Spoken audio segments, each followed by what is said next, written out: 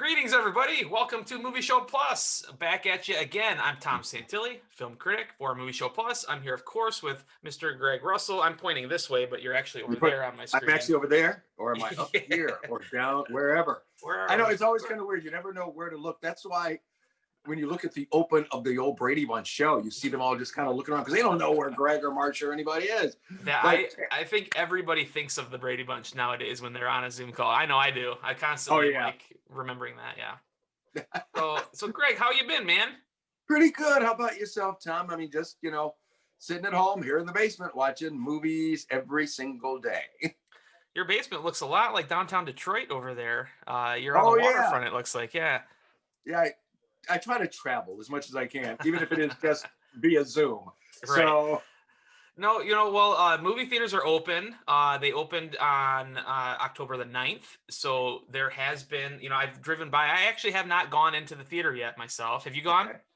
No, I haven't. Yeah. But I go by, I live next or close to the MJR Chesterfield Crossing, and there seems to be a lot of cars there. So, people are probably slowly maybe getting the confidence up that it's safe. There haven't been any news of anything happening there, so that's good, I guess, right?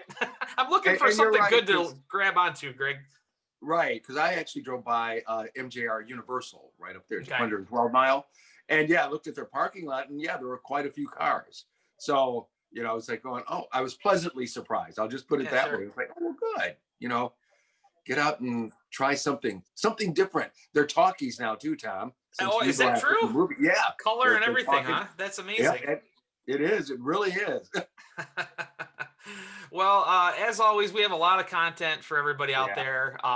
Greg has some really cool interviews today, including one which is a Netflix series called The Queen's Gambit, and it looks really cool, actually. And those interviews seem to be interesting. It is. I mean, it's a really interesting series. If you get a chance, please check it out. And of course, if you stick around on the show, you will see my interview with the Mooch, Anthony Scaramucci himself. He's the subject of a new well, not the subject. He appears in a documentary called The Accidental President, which is all about Donald Trump's nomination and election in 2016, but it's a cool documentary that's available on streaming as well. But I got to talk to the Mooch as well as James Fletcher, the director of the film. So we have that as well. More interviews than that coming later in the show from Greg. And with any luck, I might be reviewing BORAT subsequent film, or BORAT 2, if you want to call it, whatever that. So stick around, everybody. And Greg, what do you got to say? Let's get the show going. Boom!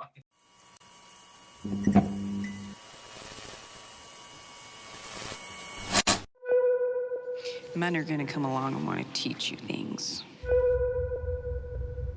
Doesn't make them any smarter.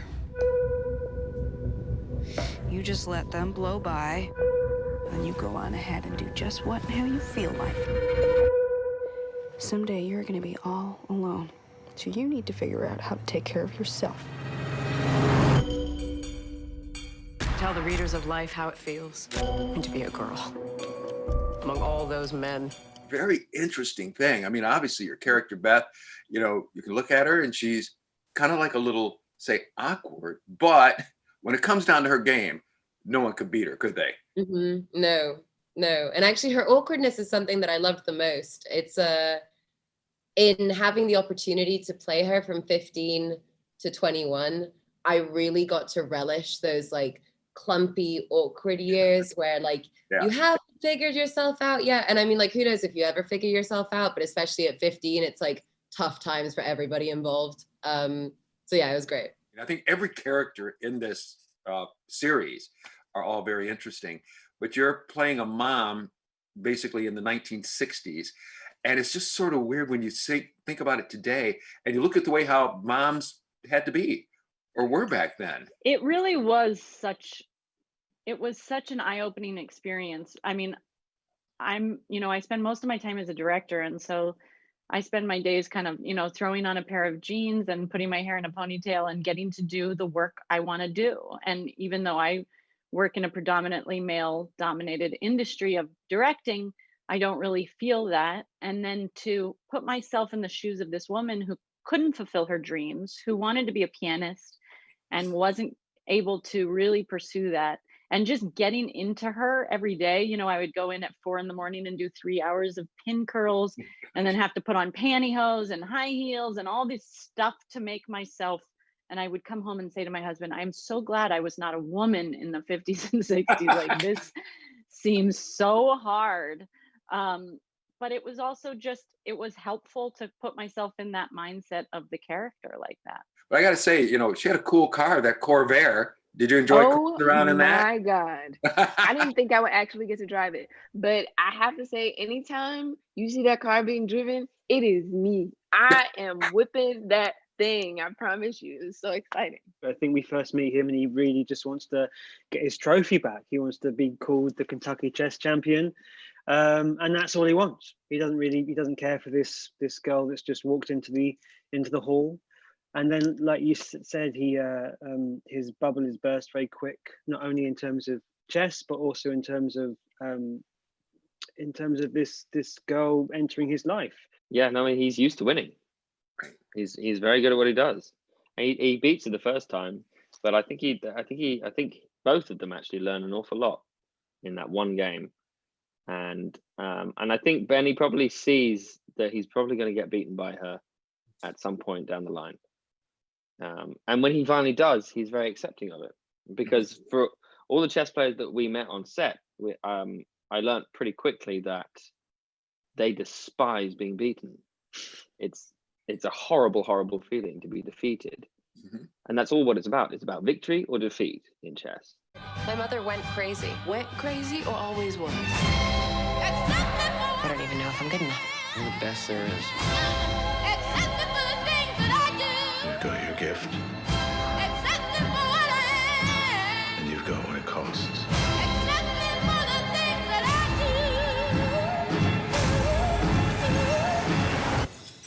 Hard to say for you what that will be.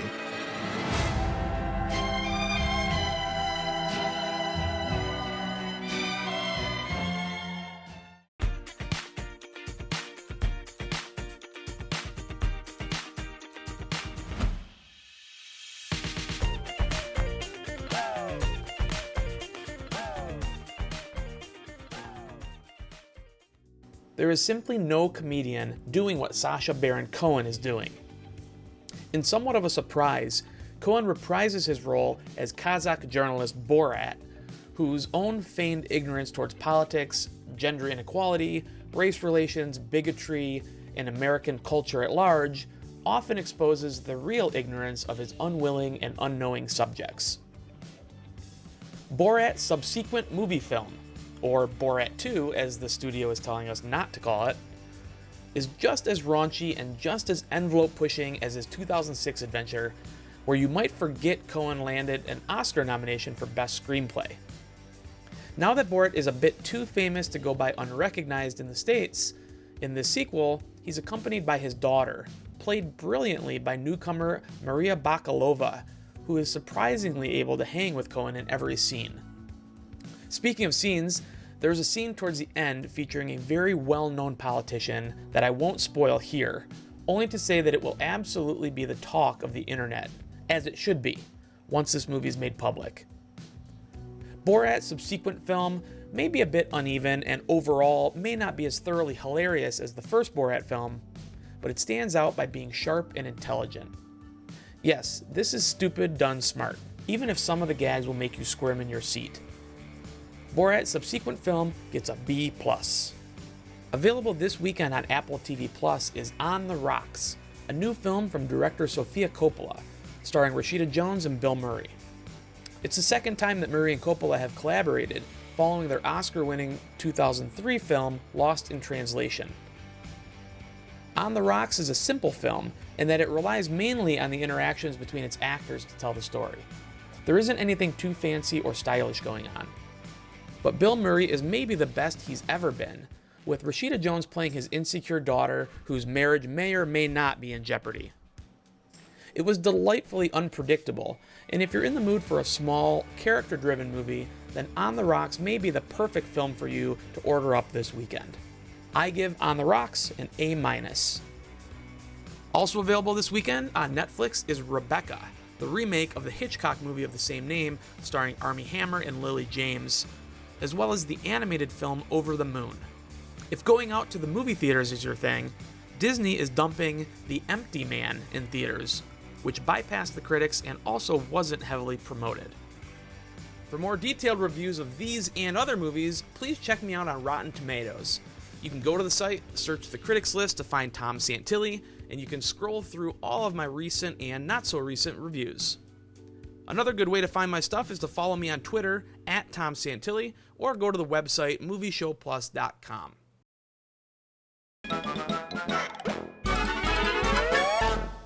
How would you like to see the city of Detroit like you've never seen it before? On Russell Brothers City Tours, we take you to the places that you know, but the fun part is we take you to places that you probably don't know. Hi, I'm Greg Russell of Russell Brothers City Tours. Come on, let's get on board and take a tour of the city of Detroit. Where Russell Brothers City Tours started was actually in the winter of 2017. My wife and I and our daughter and her husband were at an event downtown Detroit. So when heading back home, I always ask, can I take the scenic route, which means just going Woodward straight north. Normally, my wife would always say, just take the freeway. But this time I think it was my holiday gift, so she said, go ahead and take your scenic route. So as we're going up Woodward, I'm pointing out certain places and certain things, what they used to be, what used to be here, what happened in certain things. And my daughter was going, Pop, you know so much about the city, why don't you just give a tour? And it made me think, you know what, that's a good idea.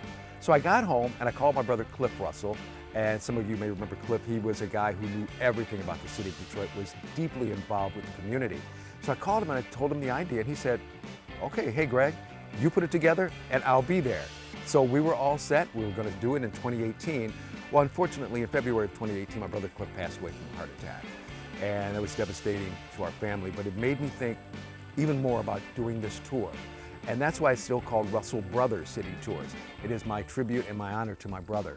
So when I go around town, I tell people all about the places here and even talk about some of the stuff that Cliff did in the community. People sometimes ask, what's the difference between our company as compared to other tour companies? Well, one thing that we like to do is show you stuff that we're pretty sure you probably never have seen or heard of in the city of Detroit. Also, we let you at times customize your own tour. There might be some particular things that you want to see, where we don't just say, okay, no, we're stuck to our schedule and our thing. You want to go see something, we will take you to see it. We'd love to hear from you. Just give us a call, 313-399-0683, or go to our website, Russell Brothers City Tours, or on all social media. Come on, we'd love to take you for a ride.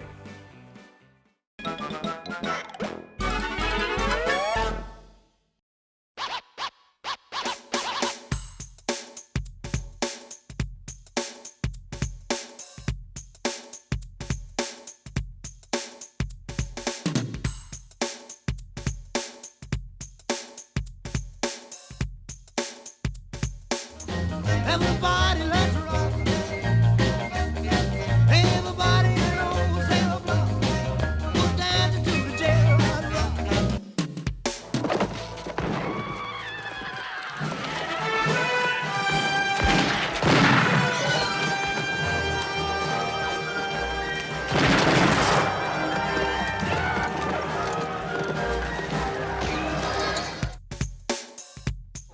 What do you mean I'm not white? Why didn't you tell me this before? You're my own sister. Tell him, Wally. Does Dad know?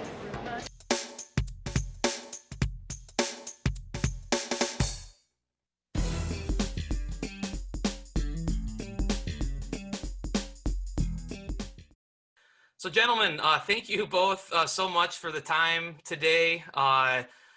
James, the film is The Accidental President, and the title kind of sums up a lot of the story.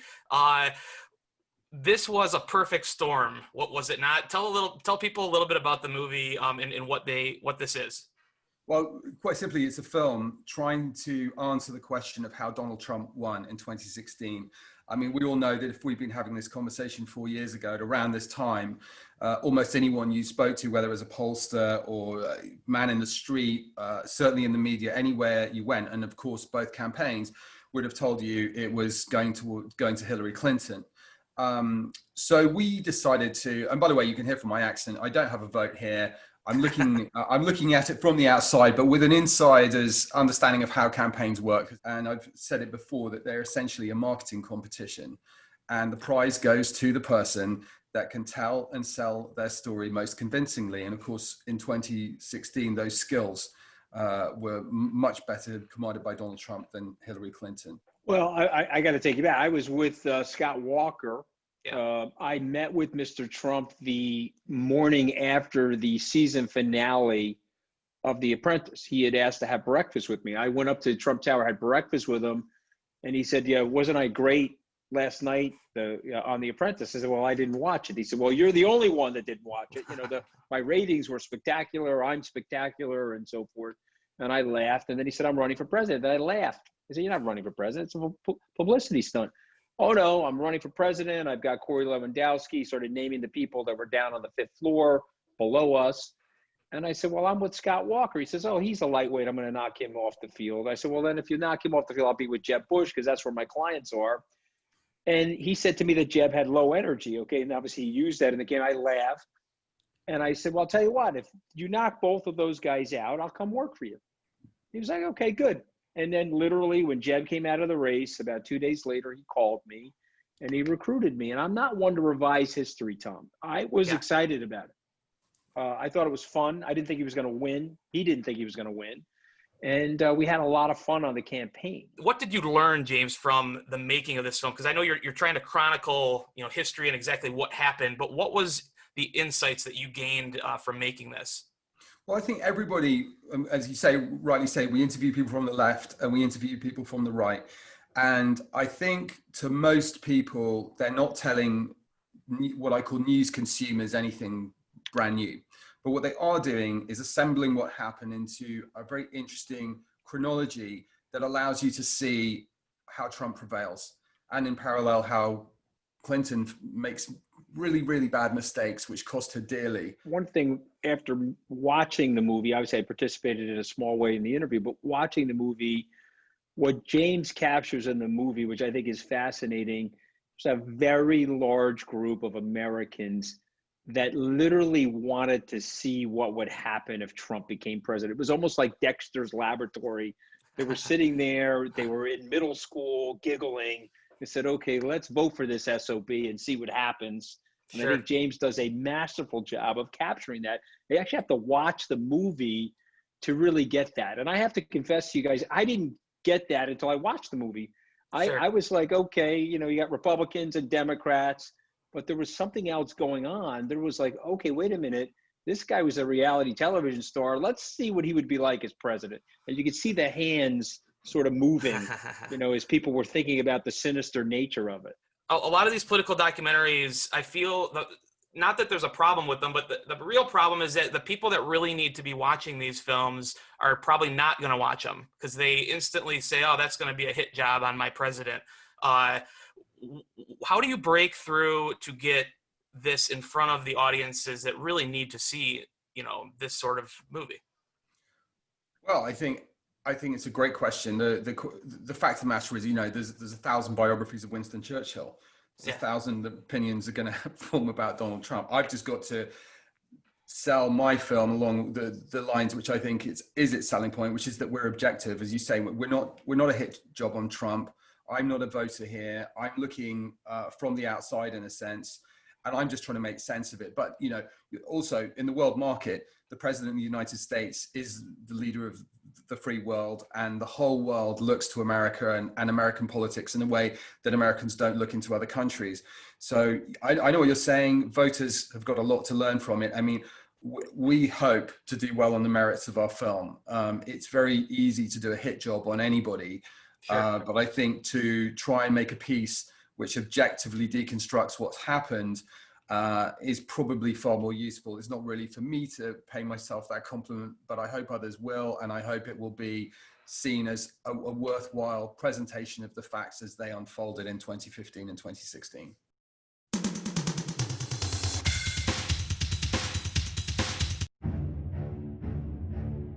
I don't know what I'm doing wrong. I've lost my influence. Maybe it's time I retired the coat. You still have it. Some kids with a deer rifle put 2 holes in the sleigh, one in me. All I have is a loathing for a world that's forgotten. The United States military would like to procure your services. This is a one-time deal, gentlemen. How are you, Mike? Nicole and the kids are well, I hope. Who are you?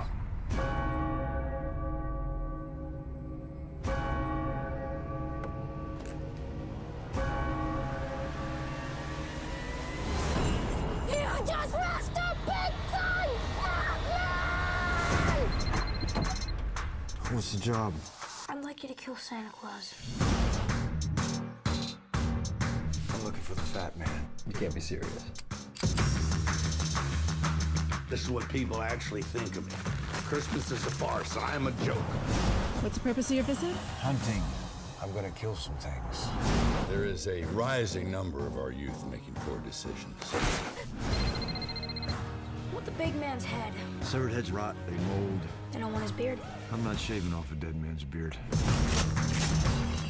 Your workers sure have healthy appetites. That's why elves live much longer than humans. And Chris, he does the same? No, it's a giving that keeps him young.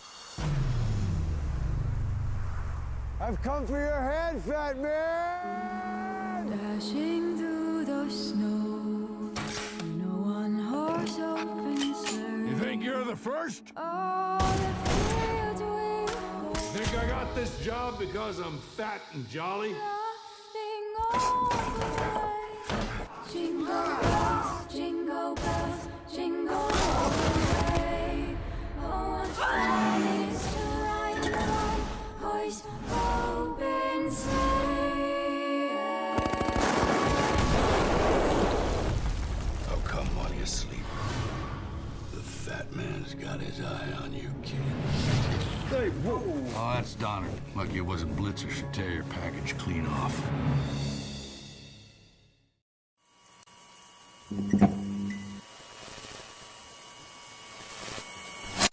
I love to hear about the moon goddess. Again?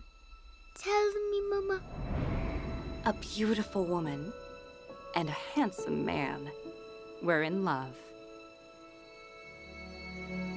But she accidentally took a magic potion and floated away, leaving her true love behind. Now she waits for him on the moon.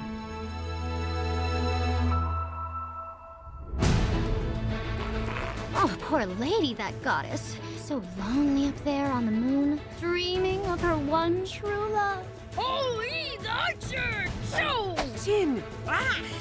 It's just a silly myth. It's not a silly myth. It's real. Gonna say after seeing this, I wish we could build sometimes a real spaceship so we can go over the moon and just get out. That'd be nice. It would. Tell me a little bit about the experience and what got you involved with it. I mean, it's a very nice, cute, warm story. Well, when I read the script, I realized, wow, this is really a difficult subject to deal with.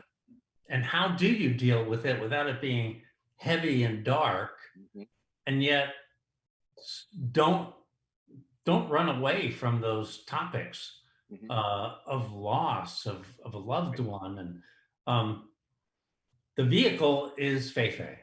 I picture her a little bit like a ride at Disneyland. She's the little boat that comes along and you hop into it and you go on the ride, and everything that we're going to see through her eyes, we're going to feel through her heart, this whole thing. And I picture the film more like a visual poem in some ways, where you are using symbols to communicate that. It's not so much an intellectual argument that we are making as a emotional one. We're gonna die! Shin, what are you doing here? I didn't calculate your extra weight! Whoa. What in the world?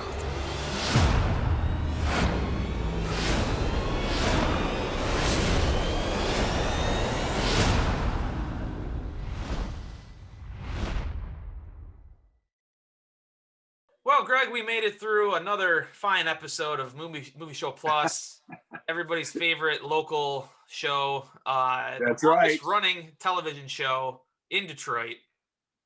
Does that mean you're the oldest, one of the oldest TV hosts in Detroit? Is that what that means? No, well, let's see. I'm only 26 on this side, but for when the dementia set in, yeah. Right. But yeah, we've been around for a long time, and yeah, I mean, my first TV job was on a show called PM Magazine, which used to be on, at that time, Channel 2 here locally. That was when I was like 23 years old with the 29-inch waist and was running up mountains, seriously, and skiing and swimming with dolphins. Wow. Now I'm that guy who throws that to somebody else. Yeah. Let's send this to Tom. Tom, go swim with the dolphin. He's the young one. Let's let him do it. Yeah, exactly. Right. No, man. You've done it all, but we've really the support of the fans and the people out there that watch our show has really been the key to having the show stay on the air. It's really cool to be a part of it. I always am appreciative, Greg. I always tell you that. But yeah, for people watching the show, stick around, stay tuned. And I urge you to check out our website, movieshowplus.com.